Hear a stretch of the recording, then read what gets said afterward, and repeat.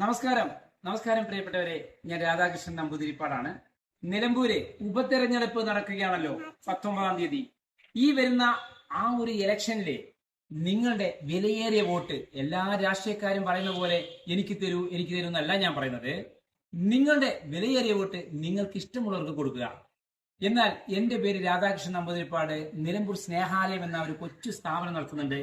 പട്ടിണിപ്പാവങ്ങളായ ആളുകൾക്ക് ഏത് സമയത്തും മരുന്നും ഭക്ഷണവും വസ്ത്രവും ചികിത്സയും കൊടുക്കുന്ന ചെറിയൊരു സ്ഥാപനം നിലമ്പൂർ ജ്യോതിപ്പടി LIC ഓഫീസിന്റെ തൊട്ടടുത്താണ്.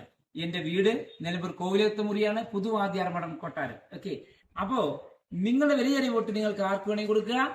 എനിക്ക് വേണ്ടത് നിങ്ങളുടെ എന്ത് സഹായം ആവശ്യമുണ്ടെങ്കിലും എന്നെ വന്ന് കാണുക. എന്നാലും ശരി, ഞാൻ ഒന്ന് പറഞ്ഞോട്ടെ, എന്റെ ചിഹ്നം കിണറാണ്. കിണറ് കാരണം ഒരു മനുഷ്യന് ഏറ്റവും വേണ്ടത് വെള്ളമാണല്ലോ.